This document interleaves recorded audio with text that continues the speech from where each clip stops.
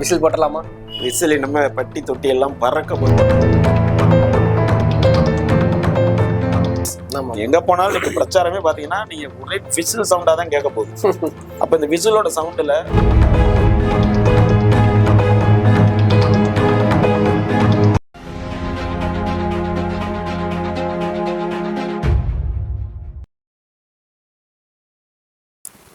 News Tamil Nadu நேயர்களுக்கு வணக்கம். Srikanth sir வணக்கம். வணக்கம் மணி. என்ன விசில் போட்டலாமா? விசில் நம்ம பட்டி தொட்டி எல்லாம் பறக்க போகிறது. ஓகே. நேத்துல இருந்து தமிழக வெற்றி கழகத்தோட தொண்டர்கள் நிர்வாகிகள்னு ஒரே கொண்டாட்ட மனநிலையில தான் இருக்காங்க. அது உண்மையும் கூட. ஏன்னா அவங்க ரொம்ப நாள் எதிர்பார்த்த ஒரு விஷயம் இது. இந்த சின்னம் தான் அவங்களுக்கு வேணும்னு விரும்பினாங்க. அந்த சின்னம் கிடைச்சிடுச்சுங்கிறது இப்ப அவங்களுக்கு ஒரு பாசிட்டிவ் நோட்டை கொடுத்துருக்கு. Okay okay. ஏன்னா நம்ம அவங்க கிட்டத்தட்ட ஒரு 10 சின்னம் அவங்க கொடுத்துருந்தாங்க. அதுல பிரியாரிட்டி வந்து விசில் தான். Okay sir. விசில் ஆல்டர்னேட்டிவ் தான் அடுத்தடுத்த இது வச்சிருந்தாங்க. பட் விசிலே கிடைச்சதுல அவங்களுக்கு ஒரு பெரிய ரெட்டிப்பு மகிழ்ச்சி. இது ஒரு வெற்றியினோட தொடக்கமா இருக்கிற மாதிரி அவங்க ஃபீல் பண்றாங்க. வெற்றி கழகத்தோட தலைவர் கூட நேற்று அதை தான் நம்ம நோட் பண்ணியிருக்காரு. வெற்றியின் தொடக்கம் இது, வெற்றியின் தொடக்கம் அப்படின்னு சொல்லியிருக்காரு. இது ஒரு ஹாப்பி மைண்ட்ல இருக்காங்க. ஒரு மிகப்பெரிய கொண்டாட்டமா இருந்துச்சு. ஆனா அவங்களுக்கு எல்லாமே ஒரு கொண்டாட்ட மனநிலையில தான் இருக்கு. நடக்கிறது எல்லாமே ஒரு சாதகமா நடக்குது.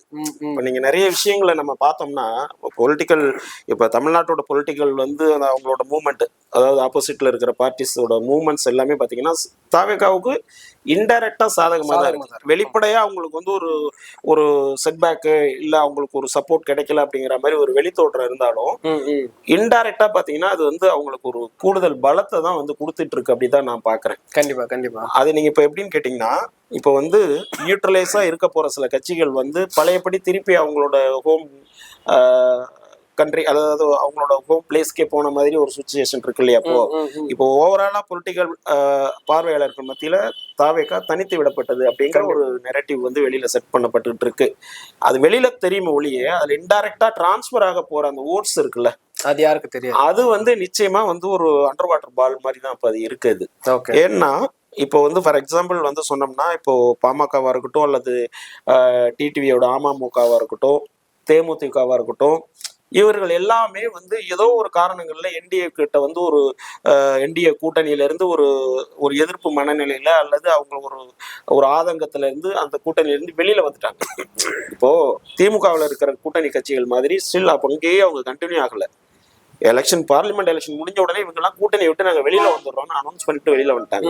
அப்ப அவங்களுக்குள்ள ஏதோ ஒரு விஷயம் இருக்கு. அவங்களுக்கு அந்த கூட்டணியில தொடர்றதுக்கு ஏதோ ஒரு ப்ராப்ளம் இருக்கு, இல்லைன்னா ஒரு மனக்குமுறல் இருக்கு, இல்ல அவங்களுடைய எதிர்பார்ப்புகள் பூர்த்தி செய்யப்படாமல் இருந்திருக்கு.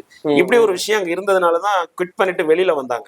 இப்ப அவங்க எல்லாரும் வெளியில வந்து ஒரு தேர்ட் ஆப்ஷனுக்கு போறாங்க. இல்ல நாங்க வந்து சொல்றோம், வெயிட் பண்றோம், டிஸ்கஷன் பண்றோம், நிர்வாகிகளை கேட்கிறோம், தொண்டர்களோட மனநிலையை வச்சுதான் நாங்க கூட்டணி எடுக்க போறோம், கூட்டணி ஆட்சியை வந்து நாங்க ஆதரிக்கிறோம், ஆட்சி அதிகாரத்தில் பங்கு நாங்க விரும்புறோம், அப்படின்லாம் ஒரு ஸ்டேட்மெண்ட் கொடுத்துக்கிட்டு இருந்த கட்சிகள் வந்து அப்படி கொடுத்துக்கிட்டு இருக்கும்போது என்ன ஆகும்னா, அந்த அவங்களோட தொண்டர் கீழ்மட்ட கிரவுண்ட் லெவல் தொண்டர்களோட மனநிலை இருக்குல்ல, அவங்களோட மனநிலை வந்து என்னவா இருக்கும்? இப்போ ஃபார் எக்ஸாம்பிள் அமமுக வந்து துரோகத்துக்கு எதிராக தொடங்கப்பட்ட ஒரு கட்சி.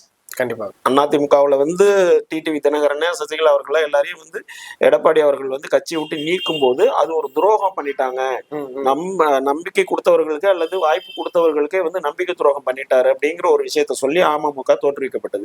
அப்ப இந்த அமமுகவுல தொடக்கத்துல இருந்து இப்ப வரையும் இருக்கிற நிர்வாகிகள், தொண்டர்கள், அவங்களோட மனநிலை என்னவா கட்டமைக்கப்பட்டிருக்கிறது? அதிமுகவுக்கு எதிர்ப்பு நிலையை தாண்டி எடப்பாடிக்கு எதிர்ப்பு நிலை. இப்ப அதிமுக ஒரே கட்சி தான், அவங்க அங்க இருந்த ஒரே கொள்கையில, கோட்பாடுல, சித்தாந்தத்துல வேறுபாடெல்லாம் கிடையாது, ஒரே கட்சி. ஒரு பிரிவா இருக்கும்போது அவர்களோட நோக்கம் துரோகம் செய்தவரை நம்மளை வந்து இந்த நிலைமைக்கு கட்சியில இருந்து ஒரு அதிகார மையத்துல இருந்த நம்மளையே, வாய்ப்பு கொடுத்த நம்மளையே அவர் வந்து தூக்கி வெளியில போட்டாருங்கிற ஒரு கோபத்துல உருவாக்கப்பட்ட கட்சி அம்மா மக்கள் முன்னேற்ற கழகம். அப்ப அந்த தொண்டர்களோட மனநிலை கிட்டத்தட்ட இந்த 4-5 ஆண்டு காலமா அல்லது அந்த கட்சி தொடங்கப்பட்ட காலத்துல இருந்து என்னவா இருந்திருக்கும்? எடப்பாடிக்கு எதிரான ஒரு மனநிலை தான். எதிர்காலம் வரையிலே அவங்க அரசியல் செஞ்சிருப்பாங்க. ஒவ்வொருத்தரும் அது தொகுதி வாரியா இருக்கட்டும், நகரமோ ஒன்றியமோ மாவட்டமோ, அங்க இருக்கிற கிரவுண்ட் லெவல் பாலிடிக்ஸ்ல வந்து அதிமுகவுல எடப்பாடியாருக்கு எதிரான ஒரு வேலையை தான் இது நாள் வரை செஞ்சிருப்பாங்க இல்லையா? இப்ப அந்த மனநிலை திடீர்னு நீங்க வந்து எடப்பாடியார் கூட வந்து நாங்க வந்து அதிமுகவோட சேர்ந்து வந்து இந்த எலெக்ஷனை சந்திக்க போறவங்க போது தலைவர்களுக்கு நீங்க கையை தூக்கி நிக்கிறதுக்கு தான் பயன்படுமே ஒழிய கிரவுண்ட் லெவல்ல அது ஒர்க் அவுட் ஆகாது, ஜெல் ஆக மாட்டாங்க. நேற்று வரையில ஒருத்தருக்கு ஒருத்தர், இப்போ ஒரு நகர செயலாளர் 2 பேர் இருக்காங்க, ஏடிஎம்கே நகர செயலாளர் இருப்பாரு, அமமுக நகர செயலாளர் இருப்பாரு. இப்ப வரையும் நேற்று வரையும் வந்து ஒரு எதிர் திசையில அவங்க பயணிச்சு கருத்து மோதல் போராட்ட காலத்துல எல்லாத்துலயும் இருந்தவங்க. நீங்க இங்க ஸ்டேஜ்ல கை தூக்கின உடனே அவங்க எப்படி வந்து கீழே ஒர்க் பண்ணுவாங்க? அப்ப அந்த மாதிரி இருக்கிற எல்லா கட்சிகளுக்கும் நான் சொல்றேன், ஃபார் எக்ஸாம்பிள் அமமுக சொல்றேன், அது பாமகவா இருக்கட்டும், இல்ல தேமுதிகவா இருக்கலாம், இல்ல வேற இன்னும் என்டிஏ கூட போயிருக்கிற கட்சிகளா கூட இருக்கலாம். அங்க கீழ்மட்டத்துல இருக்கிற தொண்டர்களோட மனநிலை அல்லது நிர்வாகிகளோட மனநிலை வந்து வேறு ஒரு ஆப்ஷனை தேடக்கூடிய இடத்துக்கு இருப்பாங்க. அவங்க போய் உடனே போய் கட்சியில சேர்ந்துருவாங்கன்னு நம்ம சொல்ல முடியாது. ஆனா இந்த வெறுப்பின்பால் இவ்வளவு நாள் வந்து நம்ம எதை எதிர்த்து போராடணுமோ அங்க திருப்பி நீங்க கீழே போயிட்டு நீங்க இவருக்கு திருப்பி ஓட் பண்ணுங்க, அதிமுகவில் எடப்பாடியார் வந்து சிஎம் ஆகிறதுக்கு நீங்க ஓட் பண்ணுங்கன்னு திருப்பி போய் அவன் கேட்டா, அங்க லோக்கல்ல இருக்கிற தெருவில் இருக்கிற அந்த ஒன்றியத்துல இருக்கிற நகரத்துல இருக்கிற அந்த மக்கள், இது நாள் வரை இவரோட பேச்சை கேட்ட மக்கள் இன்று மாற்று யோசனைக்கு போவாங்க, வேற விதமா சிந்திப்பாங்க. அப்போ அந்த சிந்தனை ஓட்டம் வந்து நிச்சயமாக இன்னொரு பார்ட்டிக்கு அது சாதகமா அமையும். அந்த பார்ட்டி தாவேக்காக இருக்க போறதுங்கிறதுல மிக மிக ரொம்ப நம்பிக்கையா தாவேக்காரங்க இருக்காங்க. உண்மையா சொல்லணும்னா இதுதான் கள நிலவரம். ஓகே, இவரு நம்ம காங்கிரஸ்ல இருந்து பிரவீன் காந்தி கூட ஒரு ட்வீட் போட்டாரு. ஆமா, படு பயங்கரமா இருந்துச்சு. மற்ற கட்சிகளுக்கெல்லாம் விசில் ஊதப்படும் சொல்லி அது ரொம்ப நல்லா இருந்துச்சு. அப்புறம் இயல்பாவே பாத்தீங்கன்னா ஃபேஸ்புக்கா இருக்கட்டும், ட்விட்டரா இருக்கட்டும், சோசியல் மீடியா எல்லாமே பாத்தீங்கன்னா ரொம்ப அவங்க சொல்ற மாதிரி தான் பிளாஸ்ட் தான், எல்லாமே பிளாஸ்டா தான் இருந்துச்சு நேற்று ஃபுல்லாமே. அவங்க தொண்டர்களும் சரி, அவங்களோட வேட்பாளர்களா இருக்கட்டும், இல்ல தொண்டர்களா இருக்கட்டும், மாவட்ட செயலாளர்கள் இருக்கட்டும், ஒவ்வொருத்தவங்களும் சரி இயல்பா அவங்களுக்கு வந்து இயல்பாவே என்ன பண்ணிட்டாங்கன்னா அந்த ஒரு விசில் மூமெண்ட் வந்து கொண்டாட ஆரம்பிச்சிட்டாங்க. ஸோ அது வந்து ரொம்ப இல்ல அது என்னன்னா, இப்போ எதிர் குரூப், அதாவது எதிர் பார்ட்டிகள் இருக்காங்க இல்லையா, இப்போ ஸ்டேட் பார்ட்டியா இருக்கட்டும், ஸ்டேட்ல ரூல் பண்ற பார்ட்டியா இருக்கட்டும், இல்ல சென்ட்ரல்ல ரூல் பண்ற பார்ட்டியா இருக்கட்டும், அவங்களோட கட்சி மட்டத்துல என்னவா ஒரு விஷயம் அவங்க மனநிலையில இருந்ததுன்னா, இப்ப தொடர்ச்சியா விஜய்க்கு கொடுக்கக்கூடிய அழுத்தம், அது ஜனநாயகன்ல இருந்து இந்த சிபிஐ என்கொயரியில இருந்து அவரோட பிரச்சார பயணத்தை தடை பண்றதுல இருந்து இப்படி நிறைய விஷயங்கள்ல வந்து அவங்கள அழுத்தம் கொடுத்து அவங்கள வந்து கொஞ்சம் பின்னோக்கி தள்ளுறது, அவங்க செயல்பாடை வந்து குறைக்கிற மாதிரியான விஷயங்கள் போயிட்டு இருந்தது இல்லையா. அதன் அடிப்படையில இவங்க என்ன நினைச்சாங்கன்னா, இவங்களுக்கு அந்த சரியான ஒரு சின்னம் ஒதுக்கப்படாது, அல்லது காமன் சின்னம் ஒதுக்கப்படாது. அப்படியே காமனா ஒரு சின்னம் ஒதுக்கப்பட்டாலும் அது போய் எளிதில் மக்களை சேரக்கூடிய ஒரு சின்னமா அது இருக்காது, ஏதோ ஒரு விஷயமா கொடுத்து அதை போய் கொண்ட மக்கள்கிட்ட சேர்க்கறதுக்கே பெரிய வேலை பார்க்க வேண்டியிருக்கும் தாவேக்காரர்கள் அப்படிங்கிற மாதிரி ஒரு நம்பிக்கையில இருந்தாங்க. அது பிஜேபி காரர்களா இருக்கட்டும், திமுகவோட தொண்டர்கள், நிர்வாகிகள் இருந்து. ஆனா அந்த விஷயம் உடைக்கப்பட்டு இவங்க விரும்பின அந்த விசில் சின்னமே இவங்களுக்கு கிடைச்சதுன்றது தாவேக்காவுக்கு கிடைச்ச ஒரு முதல் வெற்றியா நான் பாக்குறேன். இன்னொன்னு, இந்த சின்னம் தான் வேணுங்கிறதுல வந்து கட்சி ஆரம்பிக்கப்பட்டதுல இருந்தே அவங்களுக்கு வந்து முதல்ல ஒரு சின்னம் நமக்கு தேவை அப்படின்னா அது விசிலா இருக்கும்ன்றதுல அவங்க ரொம்ப விரும்புறாங்க. ஏன்னா அதனாலதான் வந்து அந்த ஒரு திரைப்படத்திலே கூட பாத்தீங்கன்னா அந்த விசில் போடு சாங் வந்ததே வந்து கோட்டுல வந்தது இல்லையா, அது இத பண்ணிதான் வந்தது. இன்றைய நாள்ல இருந்து பாத்தீங்கன்னா அந்த விசில் சாங் வந்து ரொம்ப பாப்புலரா ட்ரெண்டிங்கா பிரச்சாரத்துக்கு ரொம்ப பயன்படும். அப்ப அந்த தொலைநோக்கு பார்வையில இந்த விசில் தான் வேணுங்கிறதுல அவங்க இருந்தாங்க. அது ஆரம்பத்துல இருந்தே அவங்க கொண்டு வந்தாங்க. அந்த வகையில எலெக்ஷன் கமிஷன் வந்து இந்த விசில் காமன் சின்னமா கொடுத்ததுங்கிறது தாவேக்காவுக்கு கிடைத்த முதல் வெற்றின்னு தான் நம்ம எடுத்துக்கணும். பாத்தீங்கன்னா அடுத்தடுத்து அவங்களோட ஆக்டிவிட்டிஸ் பாத்தீங்கன்னா திடீர்னு அடுத்தடுத்து அப்டேட் வந்துகிட்டே இருக்கு. இப்போ பாத்தீங்கன்னா 25ஆம் தேதி மாவட்ட மாநில நிர்வாகிகள் கூட்டம், அதுல வந்து எப்படியும் விஜய் அவர்கள் வந்து கலந்துப்பாரு, உரையாற்றுவாரு, கண்டிப்பா உரையாற்றுவாரு. ஸோ ரொம்ப லாங் கேப்புக்கு அப்புறம் திரும்ப அவர் வந்து சீன்ல வந்துட்டாரு மீன்ஸ் உரையாற்ற போறாரு. ஸோ அதுங்கும்போது இவங்களோட ஆட்டோமேட்டிக்கா வந்து கட்சி வந்து ஒரு பூஸ்ட் ஆன மாதிரி இருக்கு. ஆமா, இப்போ நீங்க 25ஆம் தேதி பாத்தீங்கன்னா ஒரு கிட்டத்தட்ட ஈரோடு அந்த பிரச்சாரத்துக்கு அப்புறம் பொதுவெளிக்கு வந்து ஒரு உரையாற்ற போறாரு. அது ஒரு ரொம்ப எதிர்பார்ப்புக்கு உள்ள ஒரு உரையா இருக்க போகுது. ஏன்னா அதுக்கு இடையில தான் அந்த சிபிஐ இஷ்யூவா இருக்கட்டும், ஜனநாயகன் இஷ்யூ, இதெல்லாம் கடந்து வந்து ஒரு பெரிய ஒரு மௌனத்துல கிட்டத்தட்ட இருந்திருக்காரு. அவர் இன்னும் வந்து எந்த பிரச்சனைக்கும் ஸ்ட்ரெயிட்டா வந்து அவர் ஆன்சர் பண்ணல. ஸோ இது எல்லாத்துக்கும் அவர் வந்து அந்த 25th அந்த கான்ஃபரன்ஸ்ல வந்து அவர் பண்ண போறாரு அப்படிங்கிற ஒரு பெரிய எதிர்பார்ப்பு இருக்கு. நிச்சயமா ஒரு நீண்ட உரை அங்க வந்து இருக்க போகுது அப்படிங்கறத உறுதிப்படுத்தப்பட்டிருக்கு. கண்டிப்பா அது இந்த ஜனநாயகன் மேட்டரா இருக்கட்டும், இல்ல சிபிஐ இஷ்யூவா இருக்கட்டும், அடுத்து கட்சி செய்ய போறது என்னென்ன அப்படிங்கிறதுக்கு. இன்னொன்னு, சின்னத்தை அனௌன்ஸ் பண்ண போறாரு. ஆமா, அனௌன்ஸ் பண்ண தொடங்க போறாருங்க. அவர் வந்து அதை விசில் பண்ணி இவங்களுக்கு வந்து தொண்டர்களுக்கு, தமிழ் மக்களுக்கு வந்து அதை அறிமுகப்படுத்த போறாரு. அந்த விஷயமும் 25th நடக்க போகுது. ஸோ கொஞ்சம் செட்பேக்கா இருந்தது மாதிரி ஒரு தோற்றம் இருந்த அந்த கட்சிக்கு இப்போ பாசிட்டிவ் நோட்ஸ் வந்துகிட்டே இருக்கு. கண்டிப்பா. அதே மாதிரி பாத்தீங்கன்னா இப்போ இந்த நீண்ட ஈரோட்டுக்கு அப்புறம் ஒரு நீண்ட ஒரு கேப் இருந்துச்சு இல்லையா தாவேகாவுக்கு. அவங்க இன்னும் பொது வெளிக்கே வர மாட்டாங்க, ரொம்ப ஃபில்ஃபில் மைண்ட்ல இருக்காங்கன்னு நாமளே கூட பேசியிருக்கோம் அதை பத்தி. ஸோ அந்த இடத்துல இருந்து இப்போ அவங்க சேஞ்ச் ஆயிருக்காங்க. அடுத்த பொதுக்கூட்டம் சேலம்ங்கிறது கிட்டத்தட்ட உறுதிப்படுத்தப்பட்டிருக்கிறது. அடுத்து சேலத்துல ஒரு மிகப்பெரிய அந்த பிரச்சார கூட்டம் ஒரு மாநாடு லெவலுக்கு நடக்க போகுது.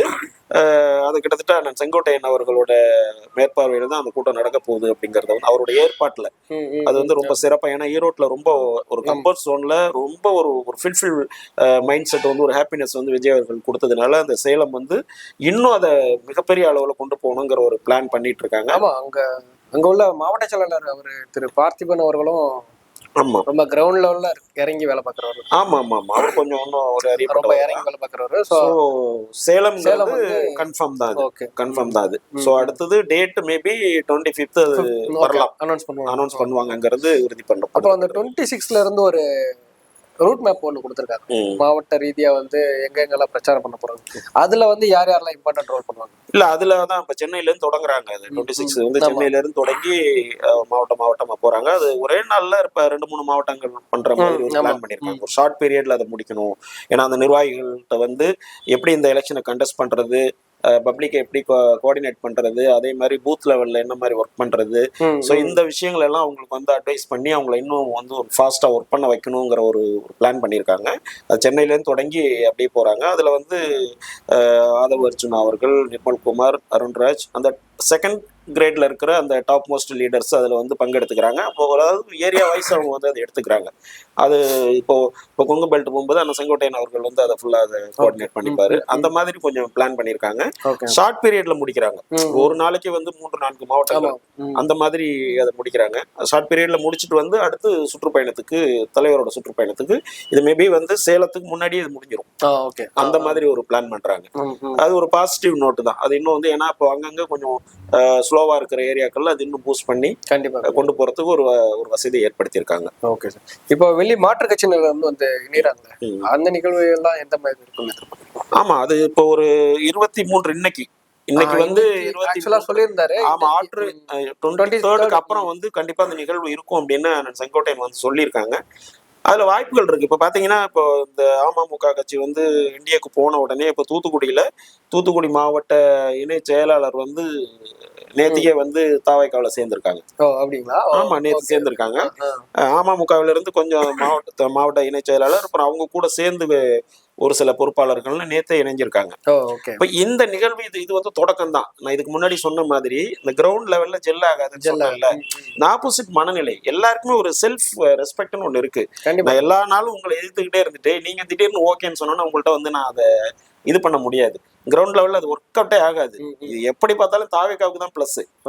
அப்ப இது தொடக்கம் தான். இது வந்து இந்த நிகழ்வு இன்னும் இவங்க இந்த இப்ப டிஸ்ட்ரிக்ட் போறாங்க இல்லையா, ஒரு டிஸ்ட்ரிக்ட் இவங்க வந்து இப்போ இதுக்கு போகும்போது இந்த நிகழ்வுகள் அதிகமாக வர்றதுக்கு வாய்ப்புகள் இருக்கு.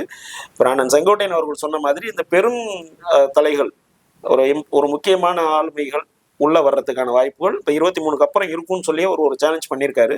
அது கண்டிப்பா நடக்கும். அப்புறம் மத்த மீடியால எல்லாம் பாத்தீங்கன்னா அவர் செங்கோட்டையன் அவர்களுக்கும் ஆனந்த் அவர்களுக்கும் வந்து ஜெல்லாகல, உள்ள வந்து உட்கட்சி பூசல் நிறைய இருக்கு அப்படிங்கிற மாதிரி ஒரு நியூஸ் வந்துகிட்டே இருந்துச்சு.